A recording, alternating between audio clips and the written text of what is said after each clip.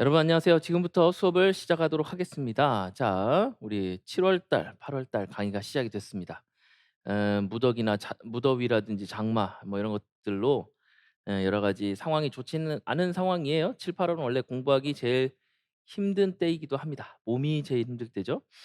자, 그럴수록 우리가 이제 최대한 그런 외부적인 영향을 덜 받고 공부에 집중할 수 있도록 스케줄을 잘 짜 봐야 되겠습니다. 앞으로 7-8 월에서는 우리가 문제풀이를 집중해서 할 겁니다. 문제풀이. 그래서 이론에서도 이론과 관련한 문제를 우리가 풀 거고 독해도 독해 문제를 풀 거예요. 근데 첫 주는 첫 주는 우리가 일종의 특강 형식으로 제가 준비를 했습니다. 그래서 여러분들이 꼭 아셔야 될 그러한 내용들을 오늘 설명을 드릴 거예요. 그래서 이제 첫 주는 문제를 풀진 않습니다. 문제를 풀지 않고 전체적으로 자료가 지금 엄청 많아요. 꼭 봐야 될 자료들입니다. 그래서 이런 자료들을 통해서 시험 문제가 어떻게 나왔으면 앞으로 어떻게 나올 것인지 또 어떤 것을 준비해야 되는지 이런 부분들을 어 인제 설명을 드리도록 하겠습니다. 그래서 독해와 이론 모두 그렇게 이론 특강으로 마지막으로 인제 진행이 되고요. 그다음부터는 2 주부터 8 주까지는 계속해서 문제만 풀도록 되어 있습니다. 그래서 문제 풀기 전에 마지막으로 총정리하고 또 우리의 이론적 지식, 배경 지식 이런 것들을 확대할 수 있는 좋은 기회가 되니까 첫 시간 강의에 정말 여러분 집중해서 강의를 들어 주시기를 당부를 드립니다. 자, 제가 공지도 드렸고 여러분 자료를 보시면은 하반기 강의 종합 안내가 있어요. 그래서 앞으로 그 7월 이후에 진행되는 강의에 대한 전반적인 안내가 되어 있습니다. 이 내용 꼭 한번 확인해 보시고 우리 7-8월 강의와 관련해서도 되어 있습니다. 첫 주는 지금 제가 이론 강의를 말씀드린다고 했지만 이제 2 주부터는 여러분이 문제를 풀어야 되는데 예를 들어 아침 9 시부터 시작한다 그러면 1 시간 반 동안 문제를 풀면 됩니다. 문제 푸는 시간은 90 분, 1 시간 반입니다. 시험도 봐야 되고 그다음에 그러니까 시험지를 풀고 답안을 작성하는데 완료하는 데까지 1 시간 반입니다. 그래서 이게 여러분들한테 문제가 뭐 만약에 쉬운 사람은 뭐 1 시간이면 충분히 가능할 거고 어려우면 1 시간 반이 다 돼도 답안을 작성하지 못할 수도 있어요. 그래서 답안 작성 능력은 사실 우리가 첨삭반이나 이런 데서 인제 꾸준히 해 왔는데 여러분들이 이제 중국어를 얼마만큼 자연스럽게 사용할 수 있느냐에 따라서 답안 작성에 걸리는 시간도 천차만별입니다. 그래서 이런 부분들에 대해서 우리가 인제 본격적으로 시험을 앞두고 아주 열심히 연습을 해야 되겠죠. 그래서 시간 안에 답안을 다 작성해서 완료하는 데까지 해야 됩니다. 보통 문제만 풀고 '아 이런 문제네.' 대충 쓰고 그냥 끝났다고 생각하는 경우도 있는데 답안지까지 옮겨 적는 시간 정확히는 제출까지 1 시간 반이기 때문에 예? 예. 분 그렇기 때문에 이게 시간이 결코 넉넉한 시간이 아닙니다. 음. 그래서 여러분들의 이제 실력이라든지 특히 작문 실력 여기에 따라서 조금 달라질 수 있습니다만 일단 1 시간 반이라는 시간을 충분히 활용해서 여러분 아쉬움이 남지 않는 답안을 작성하셔야 되겠죠. 그다음에 이제 휴식을 적당히 취해 주시면 되겠고 그다음에 해설 강의가 이어집니다. 해설 강의.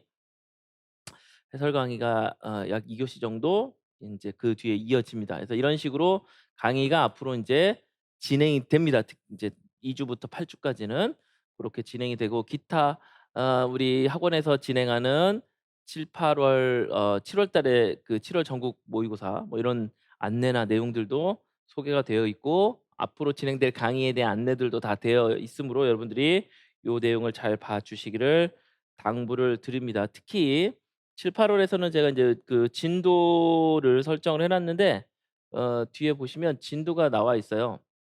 진도가 7-8월 모의고사 상세 안내 해 가지고 이렇게 쭉 있죠. 여기 가운데 인제 요 관련한 자료들을 저희가 볼 건데 이거는 내용들 관련해서 2 주부터 이제 중요한 건 2 주부터 8 주까지 진도가 있고 이 진도에 따라서 출제가 된다는 겁니다. 그래서 진도별로 정리하는 데 있어서는 7-8 월이 아주 공부하는 데 있어서 의미 있는 시간이 됩니다.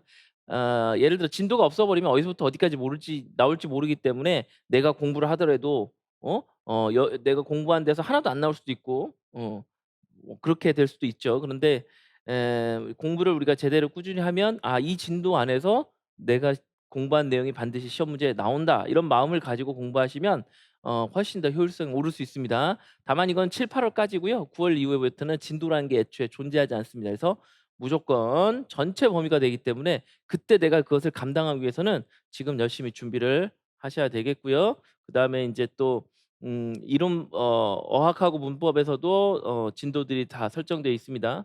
그다음에 독해 모의고사로 가면 독해 말씀드린 대로 인제 기타 특별 자료를 가지고 말씀을 드릴 거고 나머지 다신 독해의 경우는 특별한 진도를 설정하지 않습니다. 전 분야가 골고루 나올 거다. 이런 말씀이 안내가 되어 있어요. 그래서 인제 요 내용 보시면 되겠고 자 오늘 첫 시간에는 문법을 보도록 하겠습니다.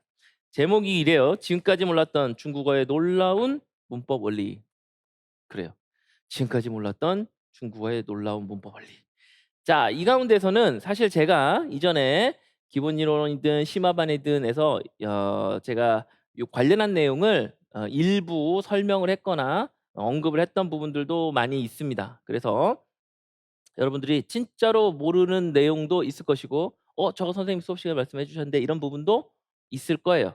그런 부분들을 종합적으로 볼 텐데 사실 여기에 나와 있는 부분은 웬만한 책에서는 설명이 안 돼 있는 내용입니다. 웬만한 문법책에서는 거의 소개가 안 되어 있거나 아니면 일부 살짝 나왔거나 하는 것들인데 그 가운데서 제일 잘 설명된 내용을 제가 여기다가 지금 잘 옮겨 놨습니다. 한번 보도록 하겠습니다. 일단 제목을 보면 "한정성 효과와 어순." 아하. 자 한정성이라는 말은 우리가 알겠고 어순이란 말도 알겠죠. 일단 근데 이제 어순이란 말이 들어가면 이건 뭐야? 시험 문제라고 생각하시면 되겠죠? 시험 문제입니다. 중국어는 어순이 중요하니까.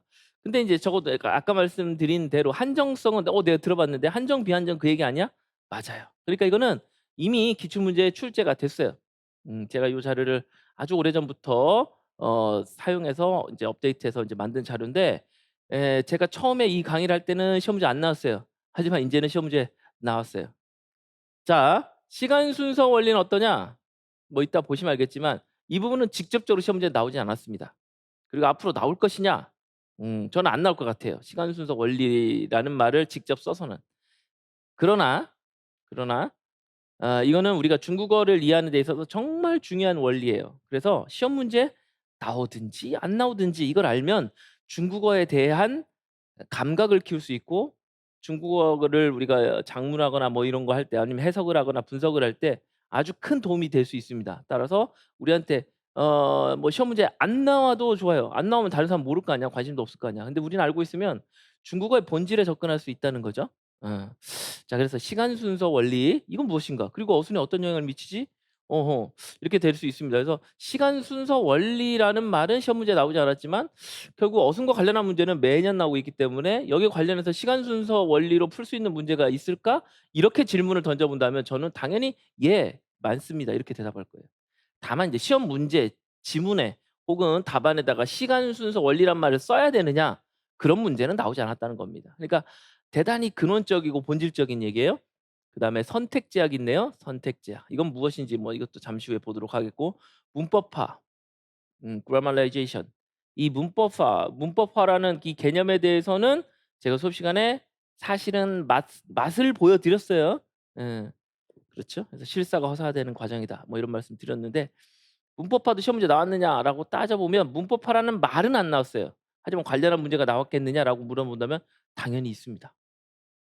다만 그건 문법화로 풀지 않더라도 다른 방식으로 해결이 가능한 문제이긴 해요. 하지만 이 문법화란 것은 이 거의 모든 언어가 겪는 거시적인 큰 물결입니다. 근데 중국어에서 다만 개별 언어마다 그 특성이 다르기 때문에 문법화의 양상이라든지 속도라든지 이런 것들이 좀 달라요. 그래서 우리가 다른 언어까지는 고찰할 필요는 없겠죠. 중국어 안에서 일어나는 문법화의 현상과 그다음에 그 특징은 무엇이고 우리가 무엇을 조심해야 되는지 그리고 그를 통해서 우리 앞으로 만나게 될 그 시험 문제는 어떤 유형이 존재할 수 있는지 출제될 수 있는지 이런 것들을 종합적으로 또 볼 수 있는 좋은 계기가 됩니다.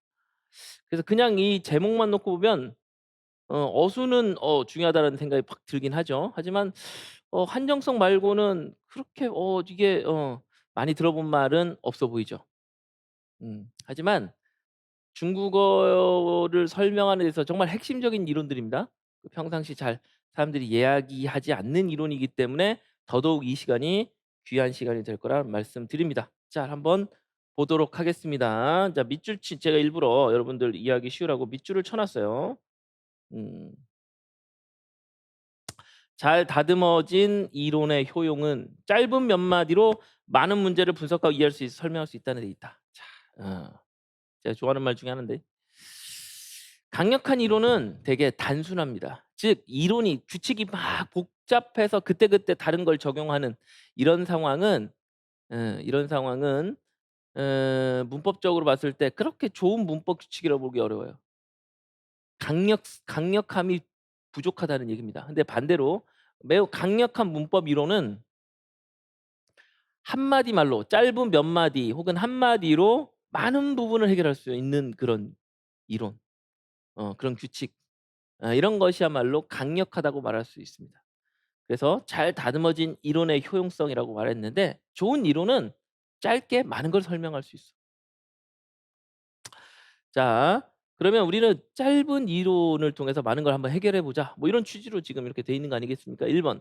한정성 효과는 문장 안에서 명사구의 이동을 설명하는 데 도움이 될 것이고 실제로 지금까지 나온 한정과 관련한 기출 문제는 모두 100% 명사구에 제한되어서 한정되어 나왔습니다. 어허. 이거 바로 설명이 되잖아. 그러니까 한정성을 설명할 때는 명사구에 적용합니다. 그러니까 MP를 설명할 때는 한정성을 가지고 설명할 수 있는 경우들이 뭐 꽤 있을 수 있다는 거죠. 자, 두 번째. 시간 순서 원리는 문장 안에서 명사구 위에 부가 성분의 위치를 이해하는 데 도움을 줄 것이다. 그러니까 명사구 이외의 기타 성분이래요. 그러면 한정성만 가지고는 해결할 수 없는 부분은 시간 순서 원리가 해결해 줄 수 있다라는 얘기죠. 서로 상호 보완적인 관계에 있을 수도 있다라는 느낌이 살짝 드네요. 자, 3 번. 어떤 두 가지 요소가 문법적으로 문제를 일으키지 않고 동일한 문장이나 구화 안에서 쓰이기 위한 제약을 따지는 것이 선택 제약 규칙이다. 그러니까 선택 제약이라는 것은 제약이니까 일종의 제한, 응? 그다음에 뭐라 그럴까? 약속이라고 볼 수가 있습니다. 자, 그런데 이런 약속이나 제약은 언제 필요하냐라는 건데 지금 제목이 선택 제약이죠. 선택적으로 제약한다는 얘기인데 즉 하나의 문장이나 구 안에다가 어떤 성분이 서로 충돌을 일으키지 않고 나와야 돼. 그럴 경우에는 아하 얘가 나오면 A가 나오면 B가 나온다. B가 있을 때는 C가 나올 수 없다. 요런 관계를 따지는 거예요. 사실 이것도 따지고 보면 관련한 시험 문제가 정말 많이 나왔죠. 다만 선택 제약 이러한 용어를 출제자가 사용하지 않았고 내가 답에다가 쓸 필요가 없을 뿐이죠. 그러니까 상당히 본질적인 거예요. 상당한 본질, 중국어의 본질에 아주 근접한 핵심 이론이다라는 얘기입니다. 4 번. 단어나 구가 본래의 의미를 잃고 본래의 어휘적 의미를 잃고 점차 문법적 기능이 부과되는 경우, 그게 더 증폭되는 경우, 증가하는 경우, 그래서 실사가 허사화되는 허사로 변하는 경우라고 했죠. 이런 과정을 문법화라고 한다. 아하. 고런 얘기들이에요. 이건 한마디로 정말 간단히 줄였고 그러면 구체적으로 중국어 문법에서 어떻게 적용될 수 있으며 어떻게 이것을 활용할 수 있는지 살펴보도록 하겠습니다. 자, 한정성 효과와 어순의 변화.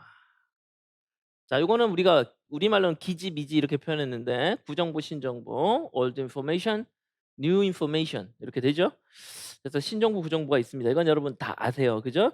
자, 요거 인제는 예전에야 제가 이것까지 다 설명을 해야 됐지만 인제는 1월 달, 2월 달 이미 그 정도 수준에 되면 여러분 구정보, 신정보라는 말은 여러 번 듣게 되죠. 기본 이론에도 나와 있습니다.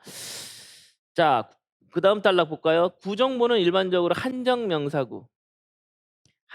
명사구라고 부르고 신정구는 비한정 명사구로 표현된다. 그래서 한정성과 비한정성 얘기를 하는 겁니다. 그래서 구정보는 한정성을 띠는 경향이 매우 강하고 신정보는 비한정적인 경우가 매우 강하다. 자, 명사구에 특히 한정성을 가지고 설명할 수 있는 것들이 많다라는 말씀. 자, 1번. 한정 명사구란 그것이 특정의 대상을 지시하는 경우를 말한다 이랬죠. 특정한 대상을 지시할 경우, 특정한 대상 그것, 그 사람, 음 뭐 내 것, 네 것 이렇게 특정한 대상을 지시하는 경우에 한정적 명사구가 만들어지고 반대로 불특정한 것, 대상이 명확하지 않은 경우 이런 것들을 우리가 비한정 명사구라고 말하죠. 자, 여러분 잘 아시다시피 중국인들은 말을 할 때 어떻게 돼요? 한정은 앞에 두고 비한정은 뒤에 두죠. 어허. 자, 그래서 그런 거 관련해서 우리가 화제 구문, topic, 코멘트, 그다음에 받자 구문, 수동문 이런 데서도 한정 비한정이 그대로 영향을 미친다는 것을 알 수 있습니다.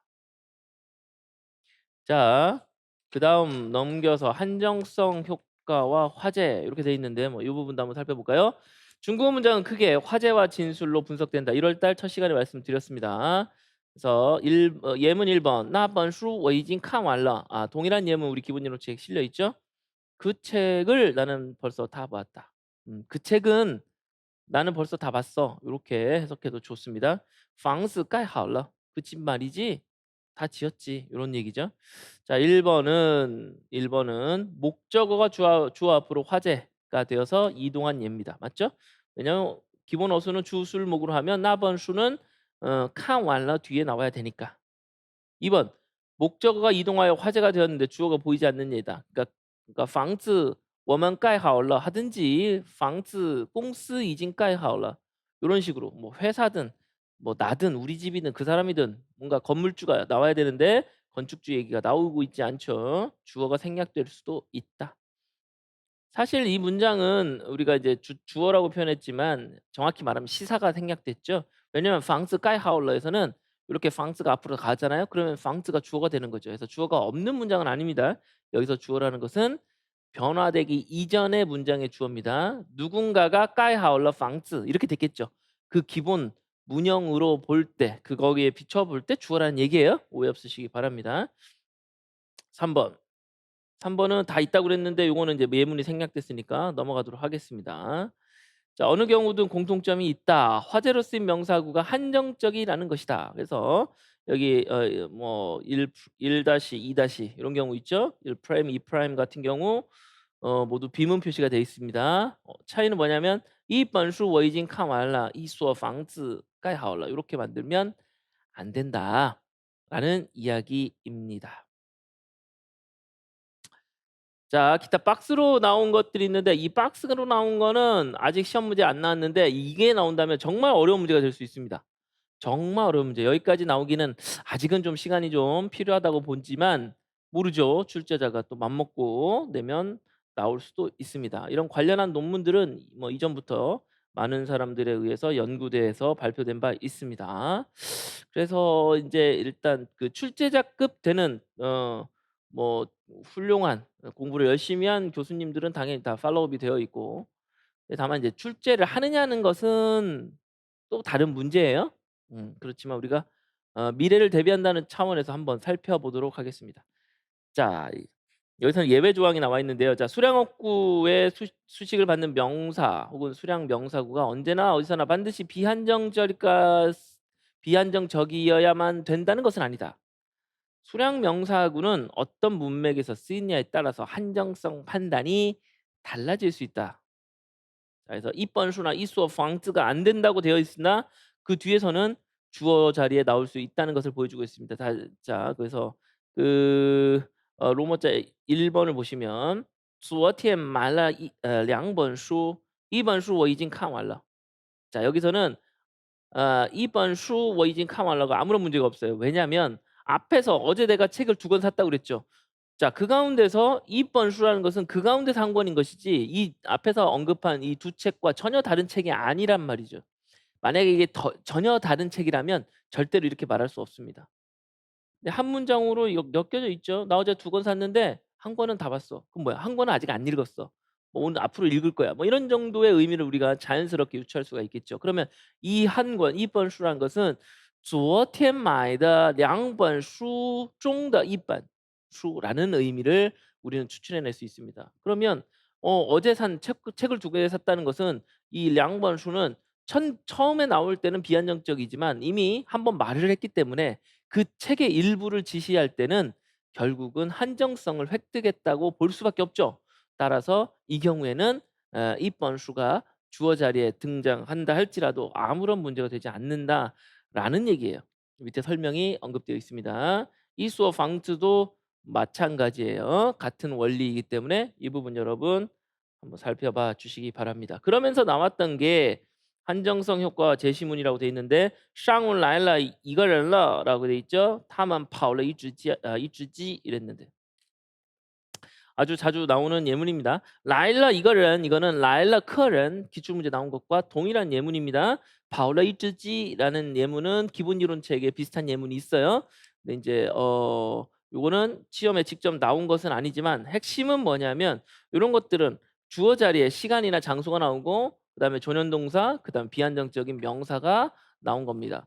자, 이렇게 해서 비한정적인 것은 뒤로 간다라는 앞서 설명드린 내용들을 그대로 설명하고 있는데 핵심 포인트는 뭐냐면 이런 것들을 바로 우리가 존현문이라고 부른다는 거죠. 존현문, 존재, 출현, 소실 이런 것들을 나타내는데 중요한 건 중요한 건 아까 우리가 본 것처럼 뭐가 있었어요?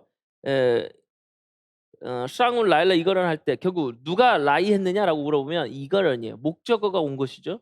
跑了一只鸡谁跑了什么东西跑了呢 一只鸡跑了 자, 그러니까 행위자, 시사자가 어떻게 돼요? 목적어 자리로 가죠. 이런 현상은 한국어나 뭐 영어나 이런 데서는 어, 좀처럼 일어나지 않는 일입니다. 근데 중국에서는 매우 빈번하게 발생하는 문법 현상이죠. 당연히 이것도 시험 문제 여러 번 나왔습니다. 이게 바로 한정성 효과를 그대로 잘 보여주는 거예요. 그래서 뒷페이지 보시면 7번에 보시면 이거를 이제 바꾸면 나거른이나 나즈지로 바꾸면 목적어 자리로 갈 수 없습니다. 上午来了那个人 他家跑了那只鸡 절대 안 돼요. 왜냐면 나 같은 이런 지시대명사가 들어가면 당연히 한정성을 획득하기 마련이고 그럴 경우 한정적인 냄새가 조금이라도 난다 그러면 그것은 존연문으로 성립할 수 없지요.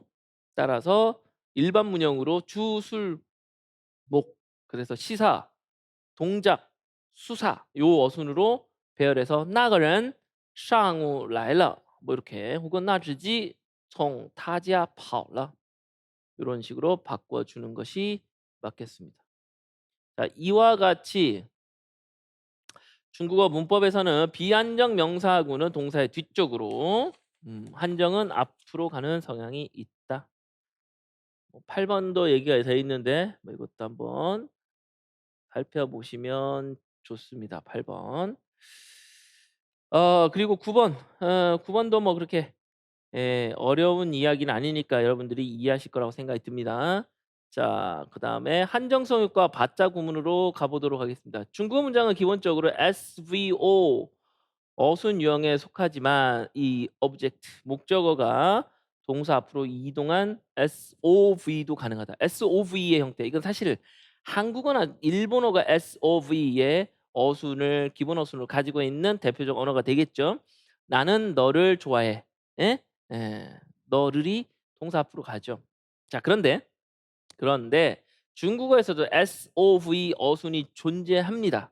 뭐 여러 가지 방식으로 존재할 수 있는데 가장 대표적인 것이 바로 받자문입니다. 받자문.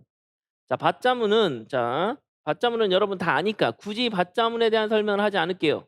뭐 지금 상황에서는 다 어떻게 보면 쓸데없는 이야기가 되겠죠. 근데 중요한 건 우리는 받자문 자체를 열심히 그동안 공부를 했는데 받자문을 열심히 공부를 했는데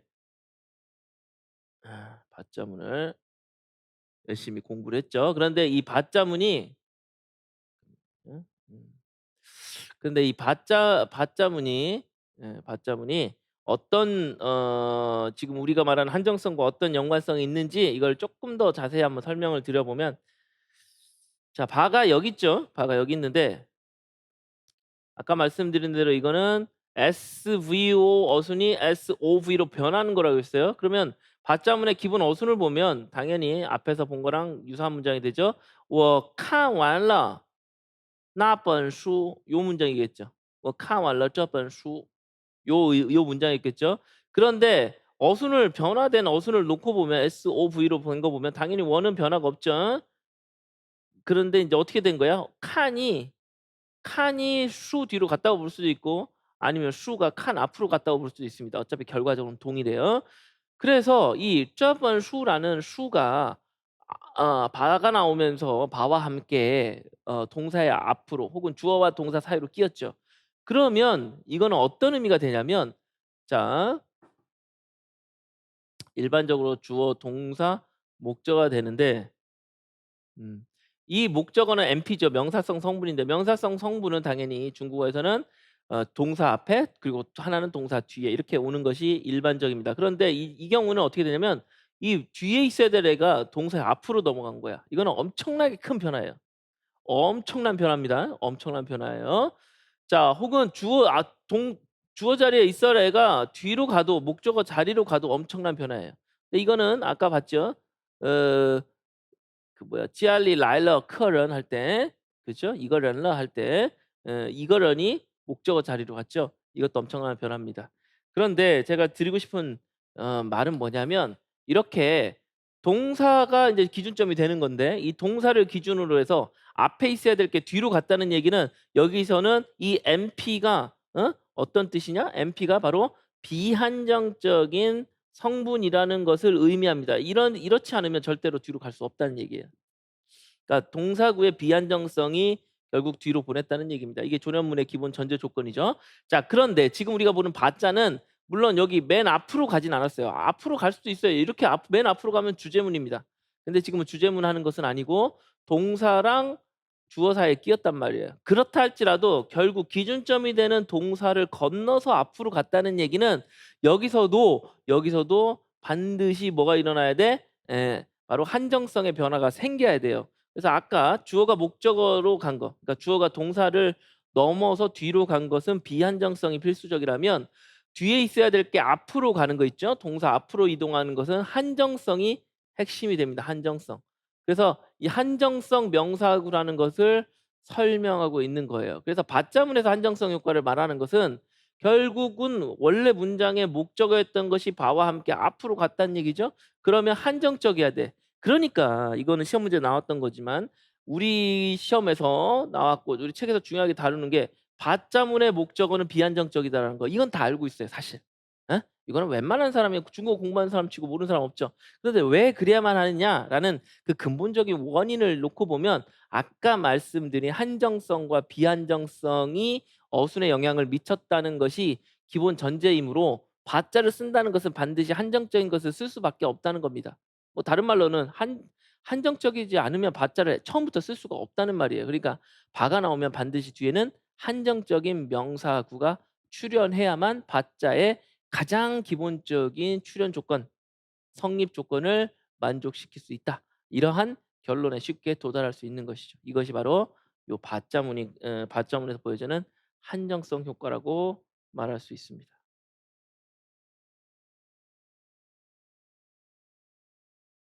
자 그러면서 또 12번 13번 예문이 또 우리한테 시사하는 바가 큰데요. 보통은 요런 문장들에 대한 설명도 나와 있는 데가 거의 없어요. 자 한번 볼까요? 자 동사의 목적어에 대해서 어떤 처치 상황을 알려주고 할 때는 당연히 받자를 쓰겠죠. 목적어를 동사의 앞으로 이동시켜. 그러면 뭐 어때야 돼? 한정적이어야 되죠. 동사의 뒤에 보로 쓰게 된다. 이때 목적어가 한정 명사인가 아닌가에 따라 두 가지 문형이 가능하다. 자, 두 가지 문형이 가능하대요. 자, 이거는 무슨 얘기냐면 우리가 좀 전에처럼 받자 그다음에 바의 목적어 동사 보어 요런 식으로 쓰는 경우도 있고 우리가 잘 알듯이 술목 술보 형태 요 형태도 정말 많이 쓰죠. 学习汉语学了2年了 뭐 이런 것도 있잖아요. 그렇죠? 양료 양的 很好 뭐 이랬네요. 소를 잘 키운대요. 자 그래서 우리말로 해석을 할 때는 사실 이 두 가지의 의미적 차이를 명확히 구분하기 되게 어려워요.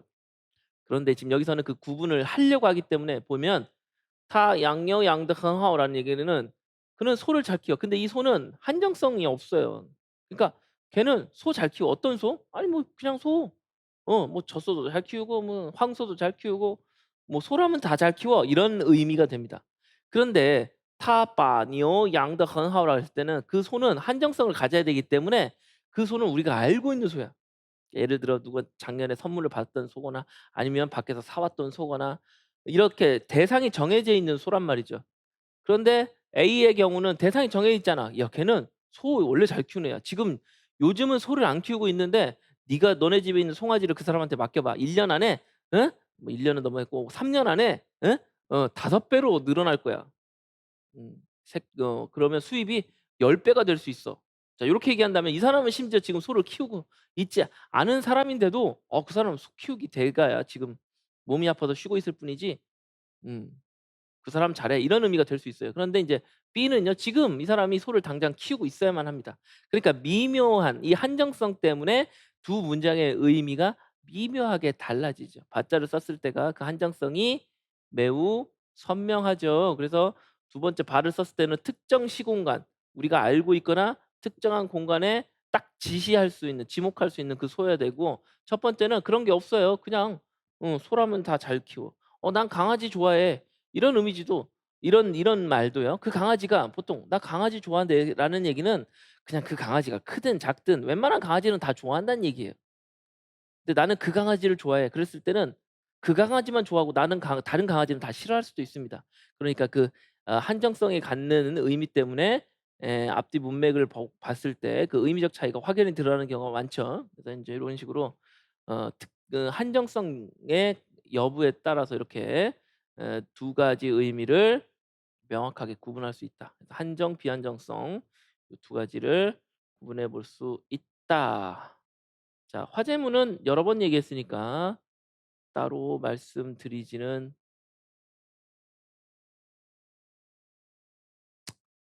않겠습니다. 자, 그리고서도 뒤에서 지금 공부할 내용들이 상당히 많은데 받자면 마지막에 나와 있는 부분은 취득의 의미. 이것도 좀 새롭긴 한데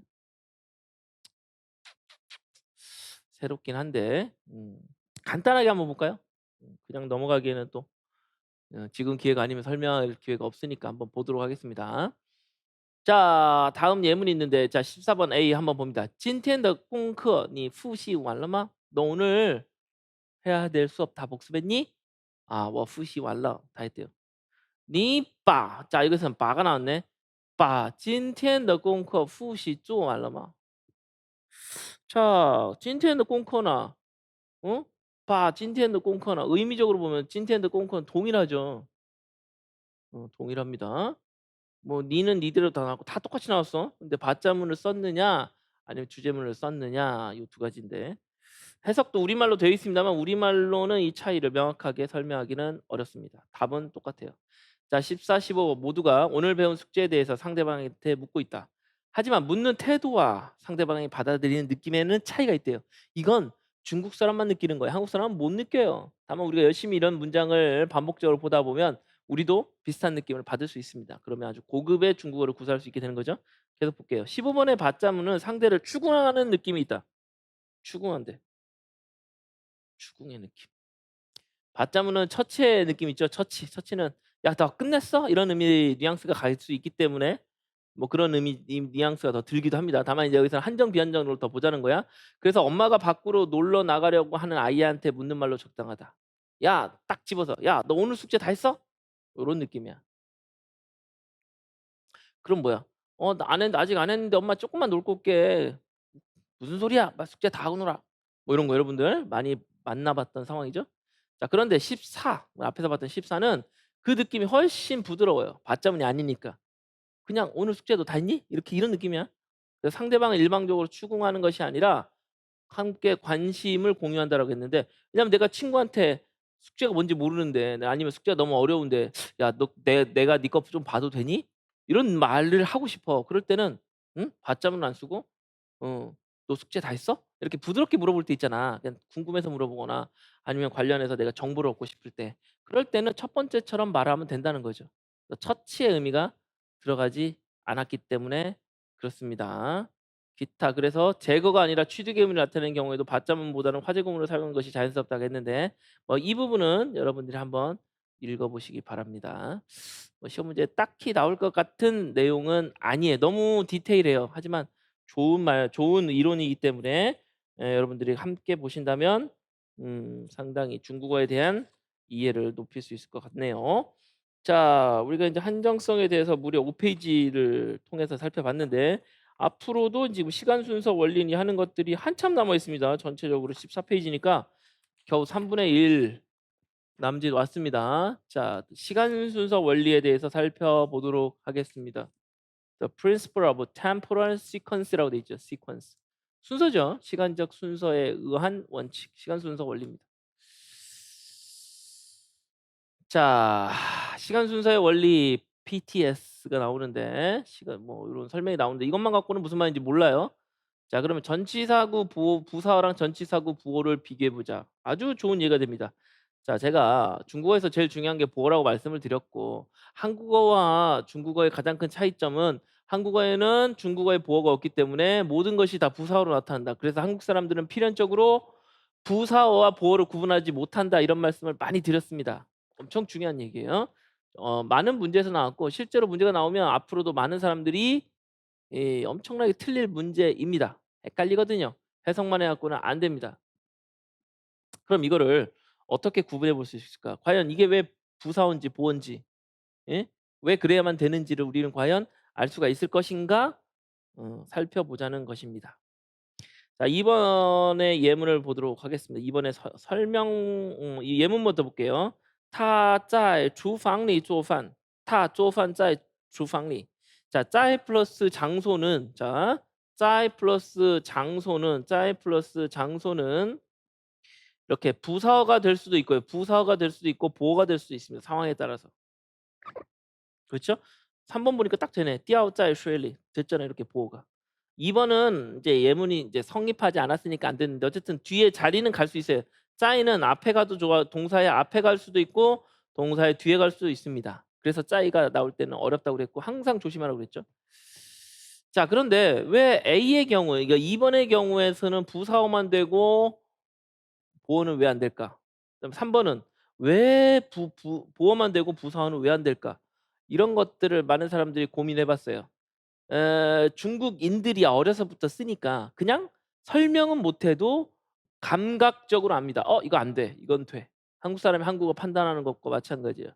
그런데 그거를 뭔가 학자들이 설명을 해 줘야 됩니다, 이론적으로. 이건 왜 되고 이건 왜 안 되는지. 그것을 설명하는 방법들이 여러 번 시도가 됐으나 이 BTS만큼 더 강력하고 명확하고 쉽게 설명한 이론은 아직까지 없습니다. 그래서 이거 쓰신 분이 지금 하버드 대학 박사 논문 쓰신 분이 하버드 대학 중문과 교수예요. 자, 그래서 인제 나름 최신 이론입니다. 이것도 인제 뭐 시간이 좀 지나긴 했지만 아직 일반적인 교과서에 실리지 않는 이론이죠. 한번 보자고요. PTS의 관점을 본다면 시간 순서 원리 뭐가 더 먼저냐 이거야. 전치사구도 기본적으로 장소의 의미가 있기 때문에 자, 그러니까 다른 말로 풀면 주방에 위치하다, 장소하다.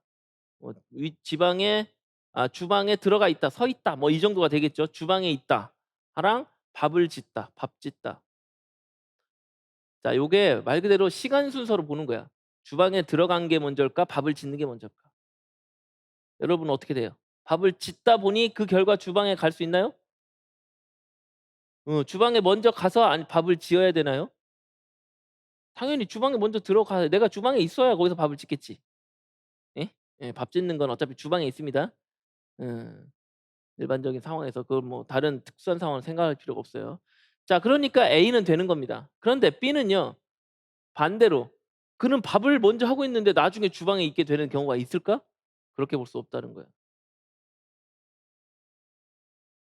그러니까 한국어에서는 다 돼. 그는 주방에서 밥을 짓는다. B번도요. 약간 억지스럽게 하면 얼마든지 됩니다.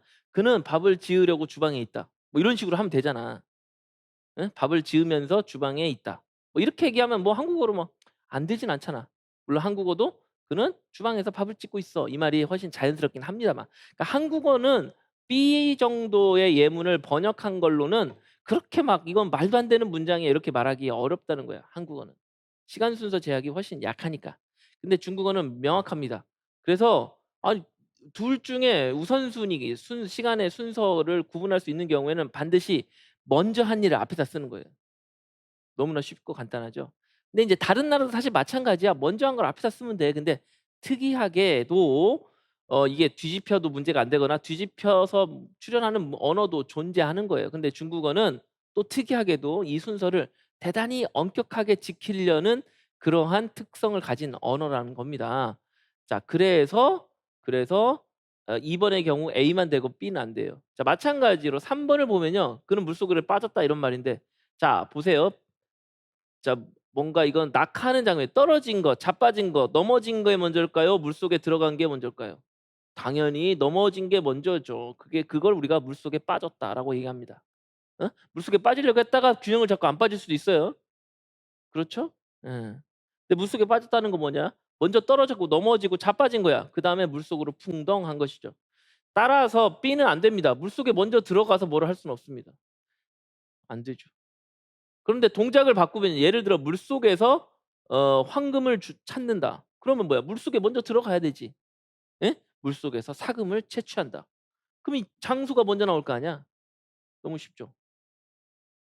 또 물속에서 뭘 할까? 물속에서 물고기를 잡는다. 예? 해루질을 한다. 무슨 뭐 낚시질을 한다. 만약에 물속에 들어가서 할 것 같으면 요게 먼저 나오게 되는 거죠. 그러니까 생긴 것만 갖고 판단하면 안 되고 얘네들은 동사와의 이 동사와의 관계 속에서 발생 순서가 무엇이 우선하는지를 놓고 봐야 한다는 얘기입니다. 그러다 보니 자 됐죠? 요게 인제 되는 거고 4 번, 5 번이 있는데 요거는 이 짜이 전치사구가 둘 다 되는 경우입니다. 짜이가 먼저 나온 경우도 있죠. 자 원숭이가 小猴子在马背上跳. 원숭이가 말 위에서 뛰고 있어. 이건 뭐냐면 말이 한 마리 이렇게 있으면 말이 있으면 여기 원숭이가 여기서 포탁포탁 뛰고 있는 거예요. 자 근데 5 번의 경우는 뭐예요? 小猴子跳在马背上이라는 얘기는 뛴 게 먼저야. 뛴 게 먼저야. 그러니까 다른 데서 팔짝 뛰어 가지고 말 위로 떨어지면 요렇게 말할 수 있습니다. 근데 이제 첫 번째 경우는 말 위에 있다가 갑자기 뭐 먹을 게 있나? 다른 사람이 있나? 놀랐나? 아무튼 거기서 펄쩍펄쩍 뛴 거야. 그러면 4 번인 겁니다. 그래서 在马背上하고 跳라는 동일한 단어가 조합이 됐음에도 불구하고 어순적 차이를 보이는 거죠. 다만 이 경우에는 둘 다 사용이 가능한데 둘 다 사용이 가능한다고 해서 똑같은 상황을 표현하는 게 아니라 둘이 나타내고자 하는 상황은 조금 다르다는 겁니다. 그래서 우리말 해석에서 구분하고 있죠. 등 위에서 뛰고 있다. 등 위로 뛰었다. 등 위로 뛰었다는 등 위로 뛰어 올랐다거나 뭐 뛰어 내려갔다거나 그러니까 등이 아닌 곳에 있다가 등으로 이동했다라는 의미를 뭐 요런 식으로 풀이한 거죠. 자 이건 뭘로 알 수 있어? 시간 순서로 알 수 있다는 거예요. 자 그다음 예문들도 뭐 전치사구 나오는데 읽어 보시면 되겠습니다. 정황부사와 정도부호. 이것도 부사와 보어의 대비죠. 정황부사라는 것은 상태부사를 얘기하는 거예요. 징황, 보유, 상태부어. 그다음에 정도부어. 그래서 그러니까 상태부사어랑 정도부어를 놓고 보자 이런 건데 자 예문 바로 볼까요? 很快地跑了 이렇게 된단 말이야. 跑得很快. 자 이 예문을 보면 매우 자 10 번 그는 매우 빠르게 뛰었다. 11 번 그는 매우 빠르게 뛰었다. 이거 우리말로 해석할 수 있어요? 안 돼요. 물론 여기서 뭐 재빨리 도망갔다. 뭐 달리는 정도가 매우 빠르다. 이렇게 뭐 말을 풀어 놓고 있는데 실제 해석해 보라면 그는 매우 빨리 뛰었다. 아무런 차이가 없지. 자 그런데 여기서는 이제 지금 설명하기 위해서 재빨리 도망갔다와 달리기를 잘한다. 이 두 가지의 의미로 구분해 놓고 있습니다. 자 이건 왜 그럴까?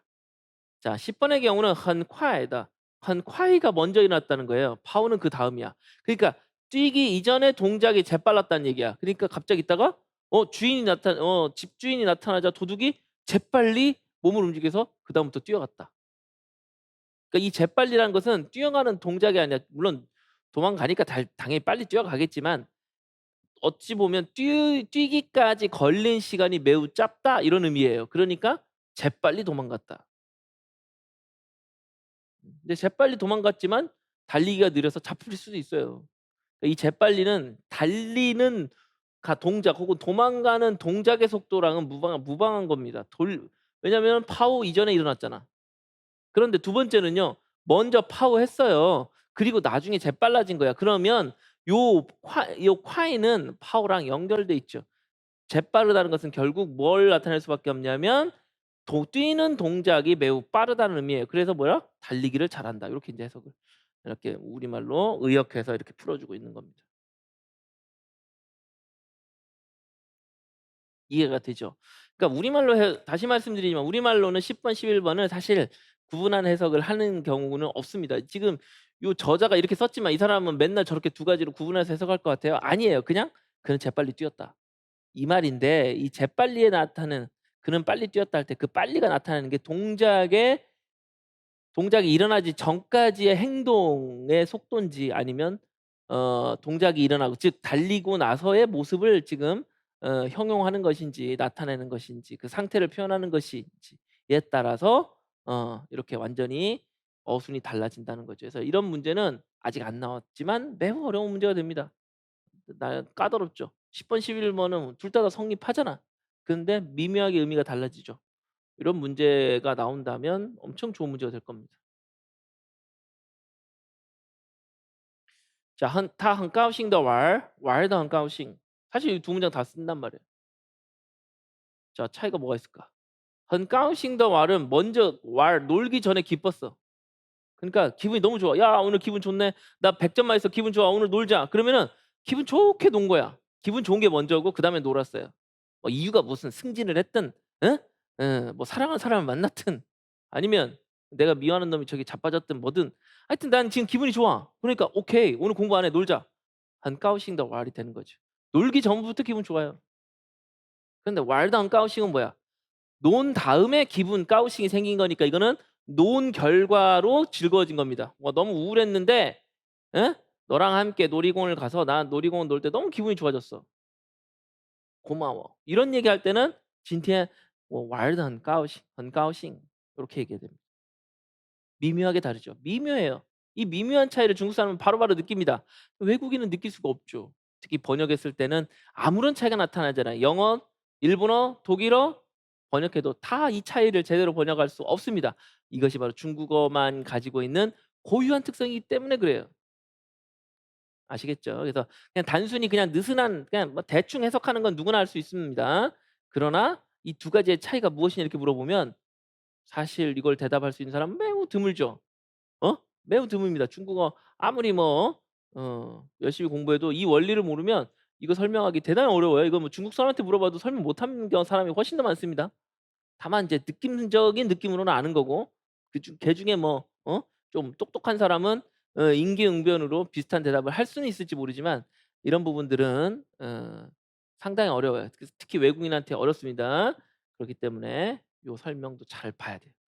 나오죠? 놀기 전부터 기분이 좋았다. 왜? 까우싱이 앞에 있으니까. 놀고 나서 기분이 좋아졌어. 왜? 까우싱이 뒤에 있으니까. 너무 단순하지 않아요? 근데 그 의미적 차이를 어순을 통해서 우리가 구분해야 된다는 것, 그럴 수 있다는 것, 이게 이제 오늘의 핵심적인 포인트가 되겠습니다. 그다음에 시간 부사어와 시간 보어. 이것도 결국 무슨 얘기야? 부사어랑 보어의 대립이죠. 자, 시간, 시량 비슷한 개념이죠. 요게 바로 어떻게 해야 되느냐? 자, 다 빙러 산티엔러 산티엔 빙러 산티엔 다 빙러. 자, 산티엔이 삥 앞으로 간 거는 다 안 됐어요. 다 안 됐죠. 왜 안 됐어? 자, 이 말은 병에 걸린 지 3 일이 지났다. 3일 동안 아팠다 이 말인데 병이 나고 나서 3일 시간이 지나야 되겠지. 그러니까 산티엔이 보호 자리로 가면 안 되고 다시 부사어 자리로 가면 안 되고 보호 자리에만 있어야 되는 거죠. 그래서 앞쪽으로 간 건 무조건 다 틀린 얘기가 되는 겁니다.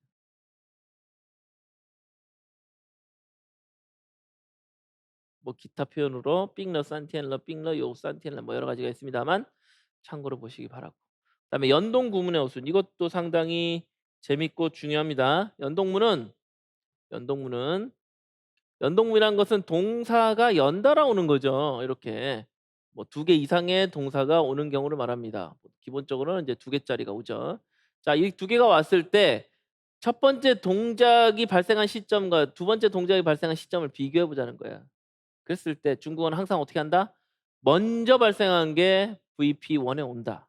이런 겁니다. 만약에 예외적으로 뒤에 있는 게 뒤에 발생한 게 앞으로 갔는데요. 혹은 뭐 반대의 경우 앞에 발생한 게 뒤에 갔는데 이러면 매우, 매우, 매우, 매우, 매우, 매우, 매우, 매우 특이한 경우입니다. 그 경우는 왜 그런지는 그때 보면 되는 거예요. 그리고 그런 경우는 매우, 매우, 매우, 매우 드물어요. 그래서 그런 부분까지는 당장 우리가 큰 관심을 갖지 않아도 되고 기본적으로 우리는 일반적인 연동문에서 이 원칙을 다 적용할 수 있다. 이렇게 생각하고 내용을 살펴봐 주시면 되겠습니다. 他坐公共汽车来这儿，他来这儿公共汽车라고 했어요. 자, 이거는 두 가지 문장이 모두 성립하는 겁니다. 자, 버스를 타고 이곳에 왔다. 이거는 해석상으로도 구분을 못 해 놨죠. 할 수가 없습니다. 자, 그런데 17번 A에서는 어떤 뜻이냐면 버스를 타는 동작이 먼저 발생했고 이게 VP1이니까 이게 먼저 발생한 거야. 그다음에 여기에 온 게 두 번째야. 대부분 그렇지 않겠습니까? 이곳에 오는 상이 이어졌음을 나타내고 있다. 보통은 이렇죠. 그렇지 않나요? 他坐公共汽车来这儿. 그런데 来这儿坐公共汽车란 말도 씁니다. 자, 이건 뭘까요? 자, 17B에서는 반대로 이곳에 오는 상황이 먼저 발생했고 그다음에 버스를 타는 동작이 이어졌다라는 말이야. 그러니까 뭐냐면 먼저 오고 있어서 이 사람이 걷기도 하고 예를 들어 이렇게 쭉 여기까지 오는데 예를 들어 걷는 시간도 있겠죠. 걷는 시간도 있고 또 버스에 놓칠까 봐 뛰는 시간도 있고 그다음에 여기에서는 어? 여기서 이제 버스를 탔어. 또 내려서 또 걸었어. 이렇게 될 수 있단 말이야. 그러니까 먼저 내가 오고 있는 상황에서 그 사이에서 여기서 터미널에서 터미널까지 버스 탔어. 여기 정류소에서 정류소까지 두 정거장 버스 탔어. 요런 상황이라면 오는 게 먼저고 버스 타는 게 나중일 수 있는 거예요. 이해되시죠?